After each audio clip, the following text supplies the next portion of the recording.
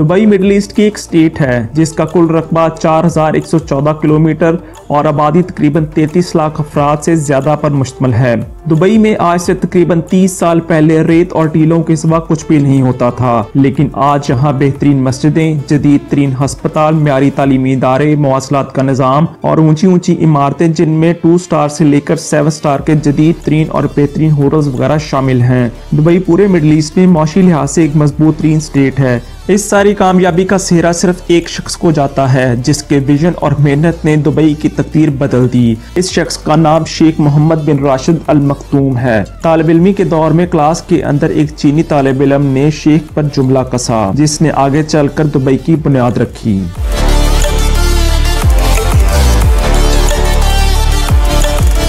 शेख मोहम्मद बिन राशिद अल मखतूम 15 जुलाई 1949 में पैदा हुए। ये दुबई के सुल्तान शेख राशिद अल मखतूम के तीसरे बेटे हैं। इनकी इब्तदाई जिंदगी अरबी शेखों की रिवायती सकाफत के मुताबिक गुजरी। ये बचपन में अपने भाइयों और कजनों के साथ खेलते कूदते रहते थे और ऊंटों पर बैठकर रेस लगाते या सहरा में हिरन के पीछे भागते रहते थे। 4 साल की उम्र में इन्होंने घर पर अरबी और इस्लाम की तालीम हासिल की। इब्तदाई तालीम के बाद दुबई के अल अहमद स्कूल में दाखिला ले लिया और सेकेंडरी स्कूल तक अरबी, अंग्रेजी, रियाजी, जोग्राफिया और तारीख की इब्तदाई तालीम हासिल की। शेख के वालिद शेख राशिद अल मखतूम इन्हें फौजी बनाना चाहते थे। इनकी ख्वाहिश थी कि शेख मोहम्मद अस्करी तालीम हासिल करें, जिसके लिए इन्हें लंदन या अमेरिका की किसी मिलिट्री अकेडमी में दाखिला करवा दिया जाए और वहां से वापस आकर ये दुबई की फौज की कमान संभाल लें। शेख राशिद की इस ख्वाहिश का पस मंजर बहुत दिलचस्प था। शेख का खानदान कई नस्लों से तिजारत के साथ वाबस्ता था। तिजारत विरासत की शक्ल में इनके खानदान में मुंतकिल होती जा रही थी।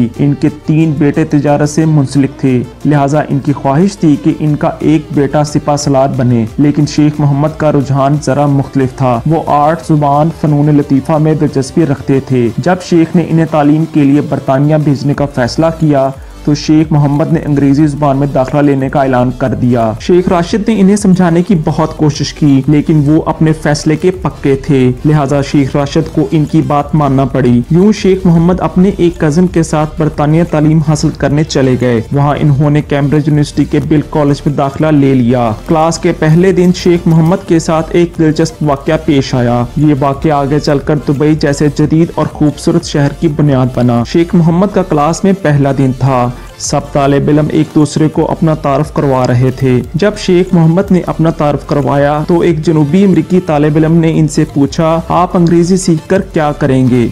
वहाँ क्लास में एक चीनी तालिब इल्म भी मौजूद था। इसने शेख पर जुमला कसा कि ये ऊँटों को अंग्रेजी सिखाएंगे। क्लासरूम के अंदर कहकों की आवाजें गूंजने लगीं और चीनी तालिब इल्म के जुमले ने शेख मोहम्मद को सोचने पर मजबूर कर दिया। शेख ने सोचा दुनिया अरबों को बदू से ज्यादा अहमियत नहीं देती। इस वक्त क्लासरूम में बैठे बैठे शेख मोहम्मद ने फैसला किया वो दुबई को एक ऐसी रियासत बनाएंगे जिसकी मिसाल पूरी दुनिया में नहीं होगी। लोग इस रियासत का हवाला दिया करेंगे। शेख मोहम्मद का आजम आगे चलकर आज के दुबई की बुनियाद बना। शेख मोहम्मद जितना अरसा यूरोप में रहे वो वहाँ के निज़ाम का मुआयना करते रहे। वो छुट्टी के दिन यूरोप के मुख्तलिफ ममालिक और शहरों में निकल जाते और वहाँ जाकर इनके तर्ज तामीर, इनके हुकूमती निज़ाम, इनकी तिजारत, इनके बैंकों, वेलफेयर और इनकी तर्ज गुफ्तगू का मुताला करते। ये यूरोप की टैक्सियों, बसों और रेलों में बैठकर इनके निज़ाम देखते और इनके स्कूलों, हस्पतालों और डाक खानों का जायजा भी लेते रहते। जब ये यूरोप का सारा निज़ाम समझ गए तो इन्होंने नतीजा निकाला,